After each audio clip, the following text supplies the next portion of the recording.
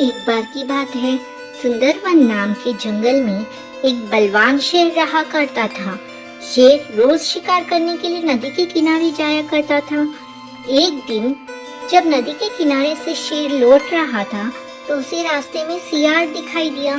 शेर जैसे ही सियार के पास पहुंचा, सियार शेर के कदमों में लेट गया। शेर ने पूछा, अरे भाई, तुम ये क्या कर रहे हो? सियार बोला, आप बहुत महान हैं, आप जंगल के राजा हैं, मुझे अपना सेवक बना लीजिए। इसके बदले में आपके शिकार में से जो कुछ भी बचेगा मैं वो खा लिया करूँगा। शेर ने सियार की बात मान ली और उसे अपना सेवक बना लिया। अब शेर जब भी शिकार करने जाता, तब सियार भी उसके साथ चलता था। इस तरह साथ समय बिताने से दोनों के बीच बहुत अच्छी दोस्ती हो गई। सियार शेर के शिकार का बचा हुआ मांस खाकर बलवान होता जा रहा था। एक दिन सियार ने शेर से कहा, अब तो मैं तुम्हारे बराबर ही बलवान हो गया हूँ, इसलिए मैं आज हाथी पर वार करूँगा। जब वो मर जाएगा तो मैं हाथी का मांस खाऊंगा। मेरे से जो मांस बच जाएगा वो तुम खा लेना। शेर को लगा कि सियार दोस्ती में ऐसा मजाक कर रहा है, लेकिन सियार को अपनी शक्ति पर कुछ ज्यादा ही घमंड हो चला था। सियार पेड़ पर चढ़ बैठा और हाथी का इंतजार करने लगा। शेर को हाथी की ताकत का अंदाजा था, इसलिए उसने सियार को बहुत समझाया, लेकिन वो नहीं माना। तभी उस पेड़ के नीचे से एक हाथी गुजरने लगा। सियार हाथी पर हमला करने के लिए उस पर कूद पड़ा, लेकिन सियार सही जगह छलांग नहीं लगा पाया और हाथी के पैरों में जा गिरा। हाथी ने जैसे ही पैर बढ़ाया, वैसे ही सियार उसके पैर के नीचे कुचला गया। इस तरह सियार ने अपने दोस्त शेर की बात ना मानकर बहुत बड़ी गलती की और अपने प्राण गंवा दिया। दोस्तों, इस कहानी से हमें यह सीख मिलती है, हमें कभी भी किसी बात पर घमंड नहीं करना चाहिए और अपने सच्चे दोस्तों को नीचा नहीं दिखाना चाहिए। बहुत साल पहले हिम्मत नाम के नगर में दो पक्के दोस्त धर्म बुद्धि और पाप बुद्धि रहा करते थे। एक दिन पाप बुद्धि के मन में ख्याल आया कि क्यों ना दूसरे नगर जाकर कुछ पैसा कमाया जाए। इतना सोचते सोचते पाप बुद्धि के मन में हुआ कि वो धर्म बुद्धि को भी साथ लेकर जाएगा, जिससे दोनों खूब सारा पैसा कमाएंगे और फिर लौटते समय वो धर्म बुद्धि को उसका पैसा किसी तरह से हड़प लेगा। अपनी चाल को पूरा करने के लिए उसने धर्म बुद्धि को दूसरे शहर जाने के लिए मना लिया। दोनों अपने नगर से खूब सारा सामान लेकर दूसरे शहर पहुंच गए। कुछ महीनों तक वहीं रहकर धर्म बुद्धि और पाप बुद्धि ने सामान को काफी अच्छी कीमत में बेचा। जब दोनों ने अच्छी खासी रकम इकट्ठा कर ली, तो दोनों एक दिन अपने नगर की ओर लौटने लगे। पाप बुद्धि अपने दोस्त धर्म बुद्धि को जंगल के रास्ते से लेकर आया। रास्ते पर चलते चलते पाप बुद्धि ने धर्म बुद्धि से कहा, मित्र, देखो, अगर हम अपने नगर इतना सारा धन लेकर जाते हैं तो समस्या हो सकती है। चोर इसे चुरा सकते हैं, लोग हमसे जलन का भाव रखने लगेंगे और कुछ उधार भी मांग लेंगे। ऐसे में बेहतर होगा कि हम आधा धन इसी जंगल में छिपा देते हैं। धर्म बुद्धि ने पाप बुद्धि की बातों पर यकीन करके धन को छुपाने के लिए हाँ कर दी। पाप बुद्धि ने गड्ढा खोदकर धन को जंगल में एक पेड़ के पास छिपा दिया। फिर कुछ दिनों बाद बिना अपने दोस्त को बताए पाप बुद्धि मौका देखकर अकेले सारा धन उस जंगल से लेकर आ गया। समय बीतता गया और एक दिन धर्म बुद्धि को पैसों की जरूरत पड़ी, तो धर्म बुद्धि ने सीधे अपने मित्र पाप बुद्धि के पास गया और कहने लगा, मुझे पैसों की जरूरत है, जंगल से पैसे निकाल कर ले आते हैं। पाप बुद्धि राजी हो गया और दोनों ही जंगल की ओर निकल गए। जैसे ही धर्म बुद्धि ने गड्ढा खोदा, तो उसने वहाँ पैसे ना देखकर चौंक गया। इतने में ही पाप बुद्धि ने शोर मचाना शुरू किया और धर्म बुद्धि पर चोरी का आरोप लगाया। हो हल्ला होने के बाद पाप बुद्धि न्यायालय पहुंचा।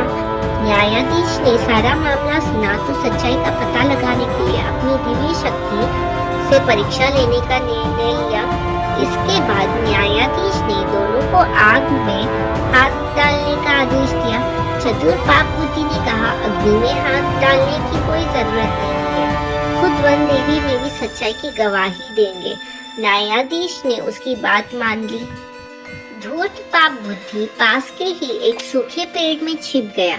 जैसे ही न्यायाधीश ने वन देवता से पूछा कि आखिर धन की चोरी किसने की, तो जंगल से आवाज आई, धर्म बुद्धि ने चोरी की है। इतना सुनते ही धर्म बुद्धि ने जिस पेड़ की तरफ से आवाज आई उसी पेड़ को आग के हवाले कर दिया। आग लगते ही पेड़ से चिल्लाते हुए पाप बुद्धि बाहर निकला और झुलसी हालत में सारा सच बयां कर दिया। सच्चाई का पता चलते ही न्यायाधीश ने पाप बुद्धि को फांसी की सजा सुना दी और धर्म बुद्धि को उसके पैसे दिलवा दिए। दोस्तों, इस कहानी से हमें यह सीख मिलती है, दूसरों के लिए बुरा सोचने वाले के साथ बुरा ही होता है। एक बार की बात है, जंगल में बहुत तेज हवा चल रही थी। तेज हवा से बचने के लिए एक सियार पेड़ के नीचे खड़ा था और तभी उस पेड़ की भारी शाखा आकर गिर गई। सियार के सिर में गहरी चोट लगी और वो डरकर अपनी मां की ओर भागा। उस चोट का असर कई दिनों तक रहा और शिकार पर वह नहीं जा सका। खाना न मिलने से सियार दिन प्रतिदिन कमजोर होता जा रहा था। एक दिन उसे बहुत तेज भूख लगी थी और उसे अचानक एक हिरन दिखाई दिया।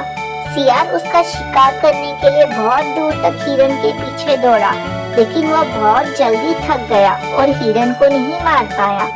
सियार पूरे दिन भूखा प्यासा जंगल में भटकता रहा, लेकिन उसे कोई मरा जानवर भी नहीं मिला जिससे वह अपना पेट भर सके। जंगल से निराश होकर सियार ने गांव की ओर जाने की ठानी। सियार को उम्मीद थी कि गांव में उसे कोई बकरी या मुर्गी का बच्चा मिल जाएगा, जिसे खाकर वो अपनी रात काट लेगा। गांव में सियार अपना शिकार ढूंढ रहा था, लेकिन तभी उसकी नजर कुत्तों के झुंड पर पड़ी जो उसकी ओर आ रहे थे। सियार को कुछ समझ में नहीं आया और वो धोबियों की बस्ती की ओर दौड़ने लगा। कुत्ते लगातार भौंक रहे थे और सियार का पीछा कर रहे थे। सियार को जब कुछ समझ नहीं आया तो वो धोबी के उस ड्रम में जाकर छुप गया जिसमें नील खुला हुआ था। सियार को ना पाकर कुत्ते का झुंड वहां से चला गया। बेचारा सियार पूरी रात उस नील के ड्रम में छुपा रहा। सुबह सवेरे जब वो ड्रम से बाहर आया तो उसने देखा कि उसका पूरा शरीर नीला हो गया है। सियार बहुत चालाक था। अपना रंग देखकर उसके दिमाग में एक आइडिया आया और वो वापस जंगल में आ गया। जंगल में पहुंचकर उसने ऐलान किया कि वह भगवान का संदेश देना चाहता है, इसलिए सारे जानवर एक जगह इकट्ठा हो गए। सारे जानवर सियार की बात सुनने के लिए एक बड़े पेड़ के नीचे एकत्रित हो गए। सियार ने जानवरों की सभा में कहा, क्या किसी ने कभी नीले रंग का कोई जानवर देखा है? मुझे यह अनोखा रंग भगवान ने दिया है और कहा है कि तुम जंगल पर राज करो। भगवान ने मुझसे कहा है कि जंगल के जानवरों का मार्गदर्शन करने की जिम्मेदारी तुम्हारी है। सभी जानवर सियार की बात मान गए। सब एक स्वर में बोले, कहिए महाराज, क्या आदेश है? सियार ने कहा, सारे सियार जंगल में चले जाएं, क्योंकि भगवान ने कहा है कि सियारों की वजह से इस जंगल पर बहुत बड़ी आपदा आने वाली है। नीले सियार की बात को भगवान का आदेश मानकर सारे जानवर जंगल के सियारों को जंगल से बाहर खदेड़ आए। ऐसा नीले सियार ने इसलिए किया क्योंकि अगर सियार जंगल में रहते तो उसकी पोल खुल सकती थी। अब नीला सियार जंगल का राजा बन चुका था। मोर उसे पंखा झलते और बंदर उसके पैर दबाते। सियार का मन किसी जानवर को खाने का करता तो वो उसकी बलि मांग लेता। अब सियार कहीं नहीं जाता, हमेशा अपनी शाही मांग में बैठा रहता और सारे जानवर उसकी सेवा में लगे रहते। एक दिन चांदनी रात में सियार को प्यास लगी। वो मांग से बाहर आया तो उसे सियारों की आवाज सुनाई दी जो दूर कहीं बोल रहे थे। रात को सियार हूं हूं की आवाज करते हैं क्योंकि ये उनकी आदत होती है। नीला सियार भी अपने आप को रोक न सका। उसने भी जोर जोर से बोलना शुरू कर दिया। शोर सुनकर आसपास के सभी जानवर जाग गए। उन्होंने नीले सियार को हूँ हूँ करते हुए आवाज निकालते हुए देखा। तब उन्हें पता चला कि ये एक सियार है और इसने हमें बेवकूफ बनाया है। अब नीले सियार की पोल खुल चुकी थी। यह पता चलते ही सारे जानवर उस पर टूट पड़े और उसे मार डाला। दोस्तों, इस कहानी से हमें यह सीख मिलती है कि हमें कभी झूठ नहीं बोलना चाहिए। एक ना एक दिन इस झूठ की पोल तो खुल जाती है। किसी को भी ज्यादा दिनों तक बेवकूफ नहीं बनाया जा सकता। एक बार की बात है, सीतापुर गांव में जीन धन नाम का एक बनिया रहता था। उसका काम कुछ अच्छा नहीं चल रहा था, इसलिए उसने धन कमाने के लिए विदेश जाने का फैसला किया। उसके पास कुछ ज्यादा पैसे या कोई कीमती वस्तु नहीं थी, सिर्फ उसके पास एक लोहे का तराजू था। उसने वो तराजू साहूकार को धरोहर के रूप में दे दिया और बदले में कुछ रुपये ले लिए। जीन धन ने साहूकार से कहा कि वो विदेश से लौटकर अपना उधार चुकाकर तराजू वापस ले लेगा। जब 2 साल बाद वो विदेश से लौटा तो उसने साहूकार से अपना तराजू वापस मांगा। साहूकार बोला कि वो तराजू तो चूहों ने खा लिया। जीन धन समझ गया कि साहूकार की नीयत खराब हो गई है और वो तराजू वापस करना नहीं चाहता। तभी जीन धन के दिमाग में एक चाल सूझी। उसने साहूकार से कहा कि कोई बात नहीं, अगर तराजू चूहे ने खा लिया है तो इसमें तुम्हारी कोई गलती नहीं है, सारी गलती उन चूहों की है। थोड़ी देर बाद उसने साहूकार से कहा कि दोस्त, मैं नदी में नहाने जा रहा हूँ, तुम अपने बेटे धनदेव को भी मेरे साथ भेज दो, वो भी मेरे साथ नहा आएगा। साहूकार जीन धन के व्यवहार से बहुत खुश था, इसलिए उसने जीन धन को सज्जन पुरुष जानकर अपने बेटे को उसके साथ नहाने के लिए नदी पर भेज दिया। जीन धन ने साहूकार के बेटे को नदी से कुछ दूर ले जाकर एक गुफा में बंद कर दिया। उसने गुफा के दरवाजे पर बड़ा सा पत्थर रख दिया, जिससे साहूकार का बेटा बचकर भाग न पाए। साहूकार के बेटे को गुफा में बंद करके जीन धन वापस साहूकार के घर आ गया। उसे अकेला देखकर साहूकार ने पूछा कि मेरा बेटा कहाँ है? जीन धन बोला कि माफ करना दोस्त, तुम्हारे बेटे को चील उठाकर ले गई। साहूकार हैरान रह गया और बोला कि ये कैसे हो सकता है? चील इतने बड़े बच्चे को कैसे उठा ले जा सकती है?